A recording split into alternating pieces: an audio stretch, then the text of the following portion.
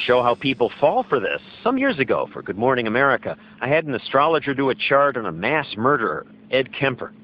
Let me pass these out. Then I gave it to these students, telling them it was their horoscope. Charlotte Hunter? Would the mass murderer's horoscope capture their personality? You bet. I love me. Why are you laughing? Is it accurate? Yes. I don't know if I was a believer or a non-believer. I was kind of like in the middle. But this is most of it is me. How many feel that this came pretty close to capturing you?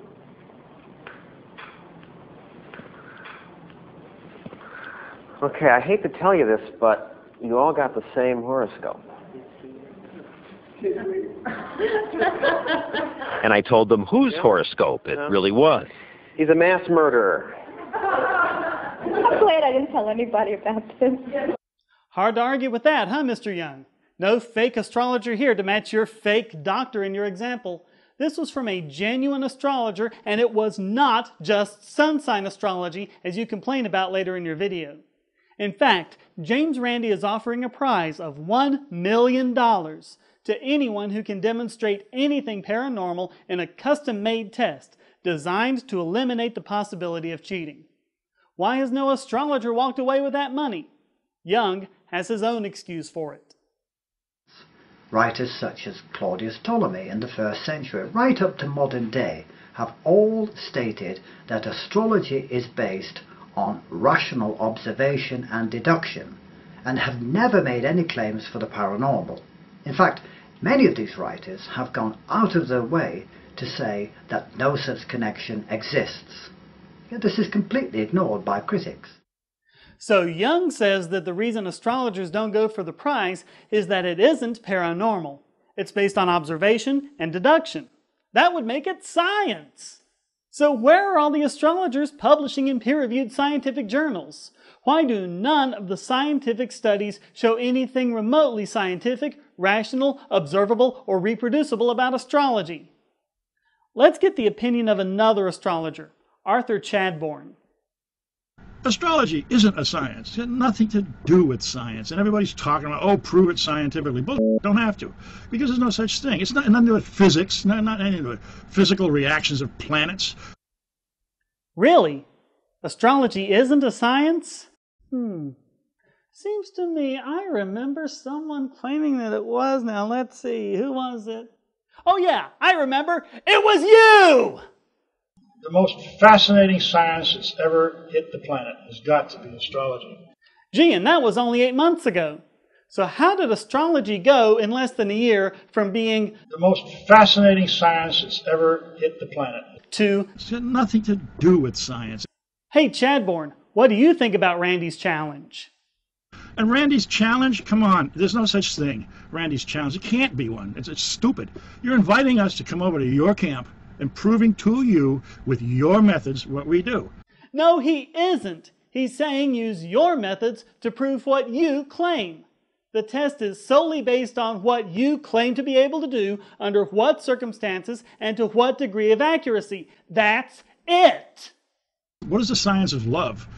What's the science of creativity? Are you going to tell me because science can't prove how a creative artist works, that his creative artwork doesn't exist? No, of course not.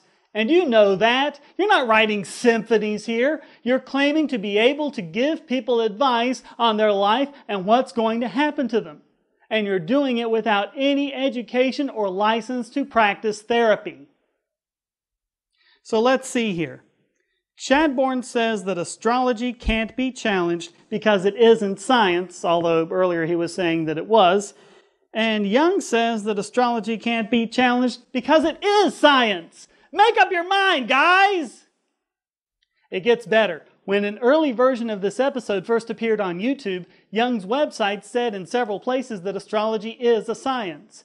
Afterwards, he removed all references to astrology being a science.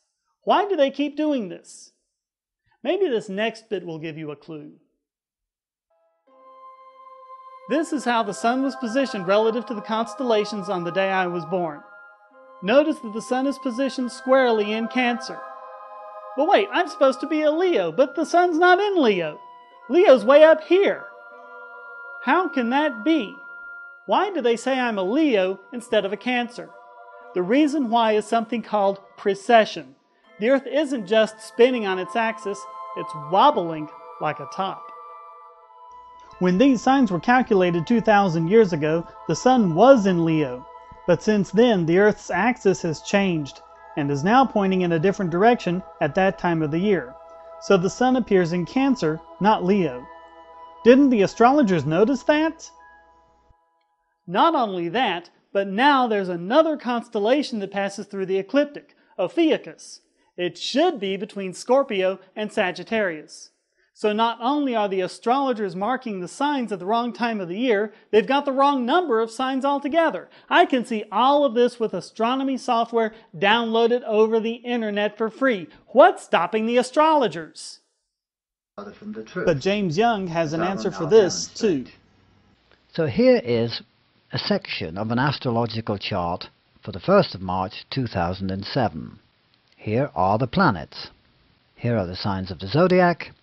And here are the constellations. Now I'm going to assume that it's my birthday today, and I've been told that my sun, here's the sun, is in the constellation of Pisces. But when I look up into the sky, I see that it's in the constellation of Aquarius. Pisces is over here. You see, when an astrologer says the sun is in Pisces, he doesn't mean the constellation of Pisces. He means the sign of Pisces. Astrologers do not use the constellations. The position of a planet in the constellation is not something that we consider. It's not part of our brief. We are only concerned with the zodiac position, which is a completely different thing. Oh yeah, it's a completely different thing. It just so happens that the zodiac signs match where the constellations were when the charts were first made. It's all very rational and scientific. Not! So what does determine the position of these zodiac signs, and why are they different from where the real constellations are? Mr. Young? Astrologers do not use the constellations. They are not part of what we do. We use the zodiac. And as the zodiac is a self-contained system, it really doesn't matter a hoot which way it points with respect to the constellations. Let me illustrate this. Here is a bowl. The bowl represents the zodiac, and inside the bowl are 10 objects to represent the planets. If I rotate the bowl slightly, it's still the same bowl. It still has 10 objects, and they are still in the same position relative to the bowl. But that doesn't tell us anything. You're just saying there's something mysterious and unknown out there that you're calling the zodiac that just happens to match where the constellations were and just happens to have gotten off at the same rate as Earth's axial precession. The truth is, you astrologers got so tired of astronomers owning you on the precession issue that you just cooked this up as a reason why the zodiac is off. That's not science. Here is a bowl. The bowl represents your head, and inside the bowl are nuts to represent your brain. With astrology, we just turn the bowl. It's still the same bowl, but your brains have fallen out! Burn! Of course, if you talk to some other astrologers, they'll tell you they do use the constellations. Yes, they say that the zodiac and the constellations are the same thing. Some of them even acknowledge that I'm a Cancer, not a Leo. You know, in real science, the methods and results are consistent. With Bogosity, they aren't.